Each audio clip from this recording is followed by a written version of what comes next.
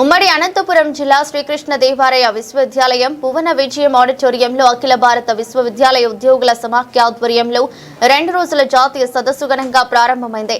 ఉన్నత విద్యలో ప్రభుత్వ విశ్వవిద్యాలయాల బలోపేతం మరియు విశ్వవిద్యాలయ ఉద్యోగుల హక్కుల పరిరక్షణ అనే ప్రధాన అంశంపై సదస్సు నిర్వహించారు. దేశవ్యాప్తంగా వివిధ రాష్ట్రాల నుంచి విశ్వవిద్యాలయ ఉద్యోగ సంఘాల ప్రతినిధులు, విద్యావేత్తలు, ఉద్యోగ నాయకులు ఈ కార్యక్రమంలో పాల్గొన్నారు. ప్రభుత్వ విశ్వవిద్యాలయాలు ఎదుర్కొంటున్న సవాళ్లు, నిధుల కొరత, ఉద్యోగుల సమస్యలు, సేవా భద్రత, పదోన్నతులు, సంక్షేమ చర్యలు వంటి అంశాలపై సదస్సులో విస్తృతంగా చర్చించనున్నారు. అనంతరం మాట్లాడుతూ దేశ అభివృద్ధికి ఉన్నత విద్య కీలకమని, ప్రభుత్వ విశ్వవిద్యాలయాలను మరింత బలోపేతం చేయాల్సిన అవసరం ఉందని పేర్కొన్నారు. అలాగే విశ్వవిద్యాలయ ఉద్యోగుల హక్కులను కాపాడుతూ వారి సమస్యలకు శాశ్వత పరిష్కారం చూపాలని కోరారు. 2 రోజుల పాటు కొనసాగే ఈ జాతీయ సదస్సులో పలు కీలక తీర్మానాలు ఆమోదించే అవకాశం ఉందని నిర్వాహకులు తెలిపారు. నిర్వహిస్తున్నటువంటి ఈ నేషనల్ సెమినార్ పబ్లిక్ యూనివర్సిటీస్ ని దేశంలో మనం ఎలా బలోపేతం చేయాలి అనే అంశం మీద వాళ్ళు 2 రోజుల పాటు వీళ్ళు ఇక్కడ ఉండి నిర్వహిస్తున్నారు. చాలా రాష్ట్రాల నుంచి non teaching employees, officers of university వచ్చారు ఇక్కడికి. ఇది చాలా ముఖ్యమైనటువంటి అంశం. ముఖ్యంగా దేశం అభివృద్ధి చెందుతున్న దేశంగా మారేటటువంటి ఈ ప్రక్రియలో డెమోగ్రాఫిక్ డివిడెండ్ అని చెప్తున్నాము. యువత మనకి చాలా అత్యధికంగా ఉన్నటువంటి యువత ఉన్నటువంటి దేశం మనది. మిగతా దేశాలతో పోల్చినట్లయితే డెమోగ్రాఫిక్ డివిడెండ్ అంటాము. ఈ 20 సంవత్సరాల కాలం ఒక అమృత కాలంగా మనం భావించి నేషనల్ ఎడ్యుకేషన్ పాలసీ అమలవుతున్నటువంటి నేపథ్యంలో యువతకి ముఖ్యంగా మనం ఎంప్లాయబుల్ స్కిల్స్, తర్వాత యువతకి ఈ మారుతున్న సమాజానికి, మారుతున్న పరిశ్రమ అవసరాలకి అనుగుణంగా వారికి విద్యాబుద్ధులు నేర్పించాల్సినటువంటి అవసరం ముఖ్యంగా ఉన్నది. ముఖ్యంగా స్టేట్ పబ్లిక్ యూనివర్సిటీస్ని ఎందుకు బలోపేతం చేయాలి అంటే, సెంట్రల్ యూనివర్సిటీతో పాటు స్టేట్ పబ్లిక్ యూనివర్సిటీస్ని ఎందుకు బలోపేతం చేయాలంటే, సమాజంలో అట్టడుగున ఉన్నటువంటి వర్గాలు, ఇప్పుడు ముఖ్యంగా వాళ్ళు scheduled cost, scheduled tribe, minority groups, లేకపోతే ఓబీసీస్ 70% మంది ఈ స్టేట్ పబ్లిక్ యూనివర్సిటీస్ మీద ఆధారపడి చదువుకుంటున్నారు. చదువు అనేది వాళ్ళకి నాణ్యమైనటువంటి చదువు, ఏదో ఒక చదువు కాదు, ఏదో ఒక డిగ్రీ కాదు, నాణ్యమైనటువంటి చదువుని అందించే బృహత్తరమైనటువంటి బాధ్యత ఈ స్టేట్ పబ్లిక్ యూనివర్సిటీస్ మీద ఉన్నది. ఈ స్టేట్ పబ్లిక్ యూనివర్సిటీని రకరకాలుగా మనం బలోపేతం చేయాల్సిన అవసరం ఉన్నది. రిక్రూట్మెంట్ ఆఫ్ టీచర్స్ కావచ్చు, recruitment of non teaching staff రెగ్యులర్గా, అప్పుడప్పుడు కాకుండా, తర్వాత ఎప్పటికప్పుడు కరికులం ఆఫ్ డిఫరెంట్ సబ్జెక్ట్స్ అని చాలా త్వరగా మార్చుకుంటూ, అంటే ప్రైవేట్ యూనివర్సిటీస్కి కొన్ని వెసులుబాట్లు ఉంటాయి స్టేట్ పబ్లిక్ యూనివర్సిటీస్తో కంపేర్ చేస్తే. వాళ్ళు చాలా త్వరగా సిలబస్ని అప్డేట్ చేసుకుంటున్నారు.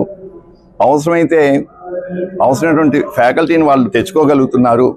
అవసరం లేదు అనుకుంటే కొంతమంది ఫ్యాకల్టీని ఇంటికి కూడా పంపించేయగలరు వాళ్ళు. కొన్ని వెసులుబాట్లు అనండి, కొన్ని సదుపాయాలు అనండి, వాటికి ఉన్నాయి అవి.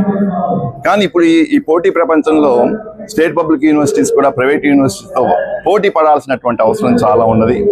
ఏదో నా గవర్నమెంట్ జాబ్ వచ్చేసింది అని చెప్పేసి అలా కాకుండా ఎప్పటికప్పుడు వాటిని ట్రాన్స్ఫార్మ్ చేసుకుంటూ మారుతున్న సామాజిక పరిశ్రమ అవసరాలకు తగ్గట్టుగా విద్యార్థుల్ని తయారు చేయాల్సిన అవసరం చాలా ఉన్నది. ఎందుకంటే వికసిత భారత్ 2047కి సాకారమైనటువంటి క్రమంలో విపరీతమైనటువంటి ఆర్థిక అసమానతలు లేకుండా చూడాల్సినటువంటి బాధ్యత ఉన్నది. అభివృద్ధి చెందినటువంటి దేశం కేవలం కొంతమందికే కాకుండా, అందులో దాని ఫలాలు అందరికీ, సమాజంలో అన్ని వర్గాల వారికి అందించేటువంటి క్రమంలో స్టేట్ పబ్లిక్ యూనివర్సిటీస్ పాత్ర చాలా ఉన్నది. అందుకని చెప్పేసి చాలా చక్కటి అంశం ఎంచుకున్నారు వారు. డెలిబరేషన్స్ ద్వారా కొన్ని చక్కటి సూచనలు ప్రభుత్వానికి, మిగతా స్టేక్ హోల్డర్స్కి ఉపయోగపడేటువంటి రికమెండేషన్స్ వస్తాయని చెప్పేసి నేను ఆశిస్తున్నాను. ధన్యవాదాలు. విద్యాసాగర్, రాష్ట్ర అధ్యక్షుడు ఏపీఎన్జిఓస్ అసోసియేషన్, ఏపీజేఏసీ చైర్మన్. చాలా సంతోషం. మరి ఎవరైతే యూనివర్సిటీ మినిస్టరీ స్టాఫ్ ఉన్నారో, నాన్ టీచింగ్ స్టాఫ్ ఉన్నారో, వాళ్ళు భారతదేశ వ్యాప్తంగా అన్ని రాష్ట్రాలలోని నాన్ టీచింగ్ స్టాఫ్తో ఒక నేషనల్ సెమినార్ని కండక్ట్ చేయటం. నేషనల్ సెమినార్ కూడా నార్మల్గా ఉద్యోగుల హక్కులు, డిమాండ్స్ అనేది కాకుండా, మరి ఏదైతే పబ్లిక్ యూనివర్సిటీస్ ఉన్నాయో, మరి భారతదేశంలో 1947 నుంచి ఇవాల్టి వరకు మరి స్టూడెంట్స్కి కానీ మిగిలిన వారందరికీ కూడా ఆ ఎడ్యుకేషన్ దీని మీద చేసే వాటిల్లో ప్రధాన పాత్ర పోషించిన మరి పబ్లిక్ యూనివర్సిటీ ఉన్నాయో పబ్లిక్ యూనివర్సిటీస్ను స్ట్రెంథన్ చేయాల్సిన విధానం గురించి, అట్ ది సేమ్ టైం ఆ పబ్లిక్ యూనివర్సిటీలో పనిచేస్తున్న టీచింగ్ అవనండి, నాన్ టీచింగ్ అవనండి, మిగిలిన టెక్నికల్ స్టాఫ్ అవనండి, ఎవరైనా సరే వారందరికీ కూడా రైట్స్ను సరిగా ప్రివిలేజ్ చేసే విధంగా కూడా ఉండాల్సిన బాధ్యతను గుర్తు చేస్తూ నేషనల్ సెమినార్ కండక్ట్ చేయటం. మరి ఈ నేషనల్ సెమినార్లో మరి 2040 నుంచి 50 ప్రాంతాల్లో భారతదేశం మరి ప్రపంచంలోనే అగ్రగామి దేశంగా ఉండబోతుందని వరల్డ్ ఎకానమిస్టులు అందరూ చెప్తున్నారు. వాళ్ళు దానికి చెప్తున్న కారణం ఏంటంటే average meridian age of India is 28.5. మరి జపాను, అటు అమెరికా, అటు చైనా అయినా చూసుకుంటే 38 to 48 అలా ఉన్నాయి. ఇంత యూత్ ఫోర్సు ప్రపంచంలో ఎక్కడా లేదు. 2030 కల్లా 68% మంది పనిచేసేవాళ్ళు, 31% మంది డిపెండెంట్గా ఉండేవాళ్ళు ఈ భారతదేశంలో ఉంటున్నారు. మరి దాదాపు 70% మంది పనిచేసేవారు, 30% మంది ఉన్నారు. జపాను, అమెరికా అవన్నీ చూస్తే రివర్స్ ఉన్నాయి. పనిచేసేవాళ్ళు 30 మంది, 25 మంది ఉన్నారు. డిపెండెంట్స్ 70 మంది అంత ఉన్నారు. మరి ఏదైతే ఈ డెమోగ్రఫిక్ డివిడెండ్ ఉందో ఇది భారతదేశానికి బ్రహ్మాండంగా ఉపయోగపడుతుంది, భారతదేశాన్ని అగ్రగామి దేశంగా తీసుకెళ్తుందని చెప్పి మొత్తం ప్రపంచంలో అనలిస్టులు అందరూ చెప్తున్నారు. మరి ప్రభుత్వాలు కూడా దానికి ఉన్నాయి. వీటికి చేయాలంటే ఏ యూత్ ఫోర్స్ క్వాంటిటీ ఉంటే చాలదు, యూత్ ఫోర్స్ దగ్గర క్వాలిటీ ఉండాలి, స్కిల్ డెవలప్ ఉండాలి, లాంగ్వేజ్ ఎఫిషియన్సీ అన్నీ కూడా ఉండాలి. వీటన్నిటినీ ఉండే విధంగా తీర్చిదిద్దవలసిన బాధ్యత ఇవాళ యూనివర్సిటీస్, హైయర్ ఎడ్యుకేషన్ మీద ఉంది.